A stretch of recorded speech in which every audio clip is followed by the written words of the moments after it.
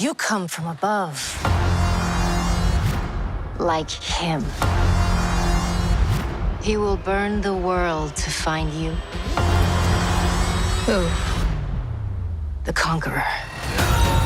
Kang the Conqueror is the new iconic villain in the MCU. We knew we wanted to go to places that we'd never been, and pitting Ant-Man against a major villain felt perfect. Audiences have seen a version of this character in the series Loki. This is wild. In our film, he's very different. Kang is an infinite number of different personas. And you need an actor to be able to pull that off, and that is Jonathan Majors. He can rewrite existence and shatter timelines. In this film, this is really a side of him we haven't seen. This is his baddest self. I will take my revenge on those who banished me. And I will burn them out of time. I think the film is ultimately about how time plays within our relationship. Love, friendship, legacy, Ant-Man versus Kang. This is it. People are gonna lose their mind.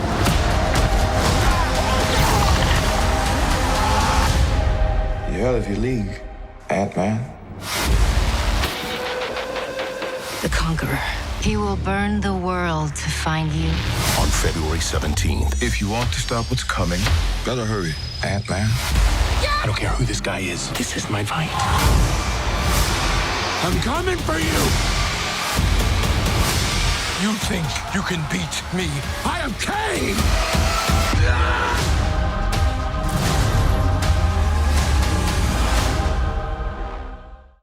Welcome back, everyone. It's Charlie. Marvel dropped a whole bunch of new Ant-Man and the Wasp Quantumania footage. There's a bunch of Easter eggs and references, so we'll break it all down. If you're brand new to the channel, we're doing a giveaway for IMAX tickets for the movie because it's coming out so soon. All you have to do to enter is be a subscriber and just let me know what you want them to do with all the different Kang variants in future Marvel movies. There's so much footage to talk about that they revealed during this, but one of the coolest things is basically Kang explaining what's going on, like what his plan is after he escapes the quantum realm. He basically says he's going to start the Kang multiverse war again in earnest, if it's not already still going on. Kevin Feige and the other Marvel producers are a little bit confusing because they all say slightly different things about the different Kang's backstories, like He Who Remains Kang, then the new Kang variants that pop up after he dies.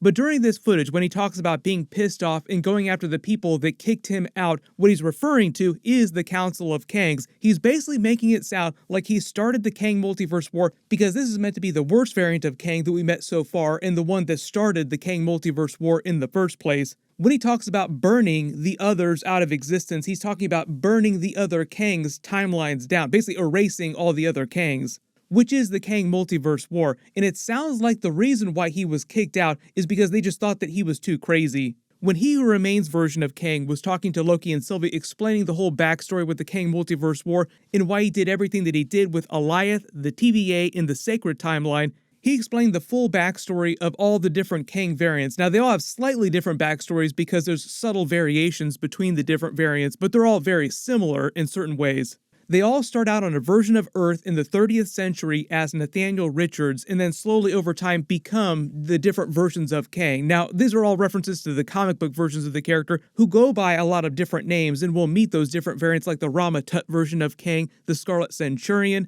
Obviously, this is the Kang the Conqueror version of the character. He Who Remains was meant to be the Immortus version of the character. We'll probably eventually meet an Iron Lad, Kid Kang version of the character.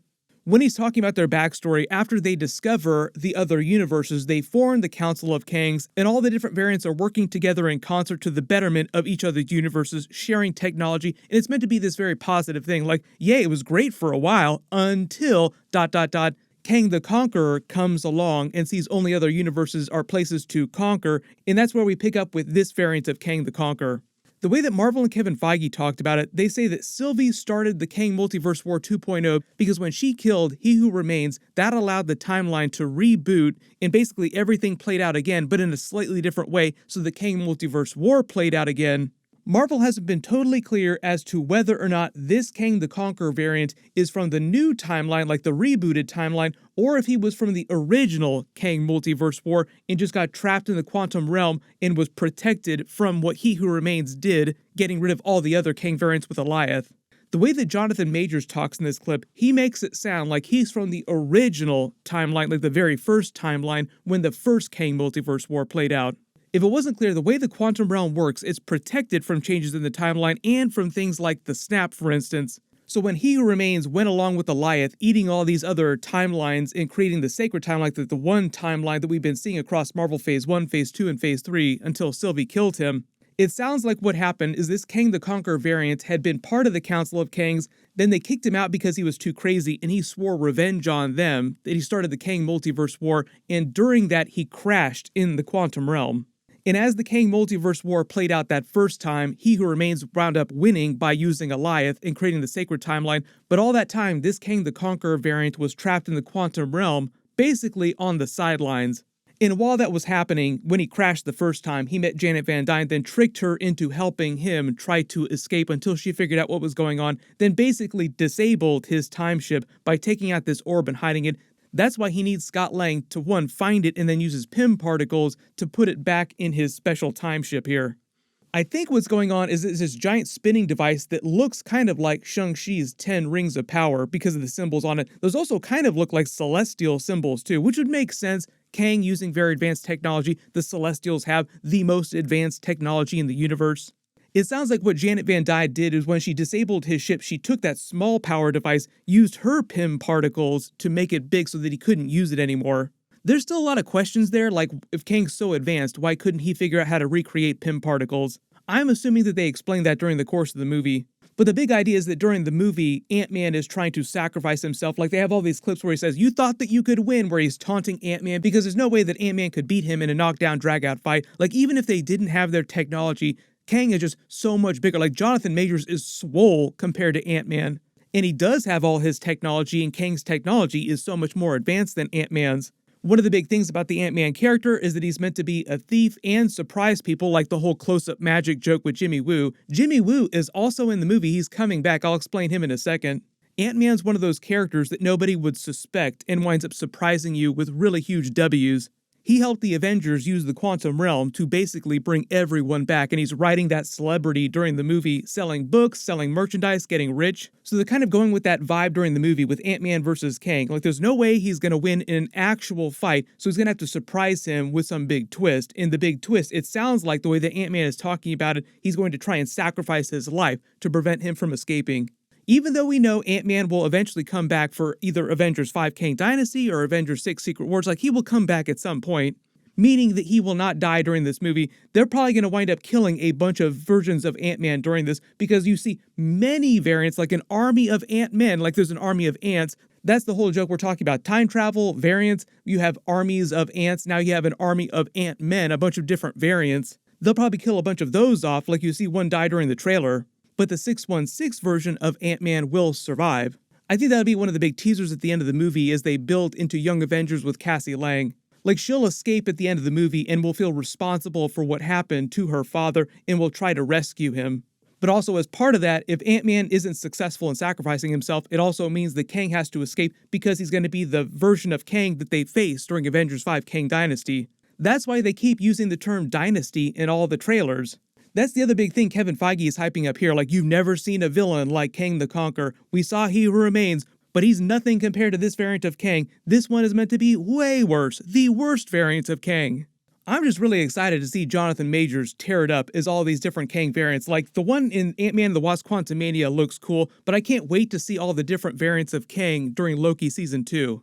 There's a bunch of new characters that get dialogue during the trailers too. This character is named Jentorra when she talks about you being from above, just like him, talking about Kang the Conqueror, because Kang got stuck in the quantum realm in the first place. Her name is Jentorra. She's the leader of the Freedom Fighters, a group of people in the quantum realm who lived there before Kang was stranded there and before he conquered it. After which they gave him his full comic book name. He was already calling himself Kang when he was stranded there, but they named him the Conqueror as they do during the clip, and thus he became Kang the Conqueror. The Freedom Fighters are basically the characters that they encounter when they first land in the quantum realm. One of the other big ones is Kaz, played by William Jackson Harper. You see them storm Kang's Chronopolis city with a bunch of their army and a bunch of ants as well. Wouldn't be an Ant-Man movie if they don't use a bunch of giant ants. Even though he's not in the trailers, like I said, Randall Park's Jimmy Woo is supposed to be in the movie. He's listed in the IMDb credits, but that'd be in the normal world, like in the early part of the film, when you're seeing all the good things that have happened to Scott Lang since the events of Avengers Endgame. He's from the San Francisco area. The reason why he was in WandaVision was because he was on a missing persons case that was related to what was happening in San Francisco, so he just come to the other side of the United States for that. During the last Ant-Man and the Wasp movie, he'd been under house arrest, and that was set to end close to the events of Avengers Infinity War, but that was before the snap and when the blip happened in Avengers Endgame. So before all that, Jimmy Woo didn't really like Scott Lang that much. He was kind of fascinated by him, but he's still pretty wary of him. Since then, though, since Avengers Endgame and the blip, Ant-Man's being lauded as a hero. He's using this popularity as an Avenger, defeating Thanos in Avengers Endgame, bringing everyone back to sell a ton of merch and make a bunch of money. They'll probably have a bunch of jokes about that, like they even had a clip where they joke about Scott Lang listening to his own book on audio tape, and he's reading it, so like he's listening to himself talk about his adventures with the Avengers. So they might have some joke about Jimmy Woo reading Scott Lang's book. The original joke in the last movie was that Jimmy Woo was so fascinated by him being able to do close-up magic that he started the online school training. They even released a funny promo for the magic school that Jimmy was studying at. They confirmed that the character did not get snapped, so he spent the 5-year time jump continuing to study close-up magic, and that's why during WandaVision he's so much better at it, impressing Monica Rambeau. Maybe at some point outside chance he'll have a scene with Doctor Strange where he tries to impress him with his close-up magic, and they just play it for comedy. There's a whole bunch of other footage here. They dropped a bunch of other clips too. I'll try to do videos for that stuff later this week, like Kang talking about Thor and the other Avengers characters. You have to remember that he faced many versions of the Avengers before in different universes and killed them all, which is why he's standing here today. That's how he got all of his scars on his face, fighting the other Avengers from different universes, killing them, and fighting the other variants of Kang and killing them as well. I'll name a new giveaway winner in my next big Marvel video. There's a bunch of Super Bowl trailers coming this week. I will do videos for everything. Be sure to enable alerts for my channel so you don't miss that. Click here for that brand new Black Panther Wakanda Forever deleted scene. And click here for my Invincible Season 2 trailer video and learn about Jeffrey Dean Morgan coming as a really big character. Thank you so much for watching. Everyone stay safe, and I'll see you guys in the next one.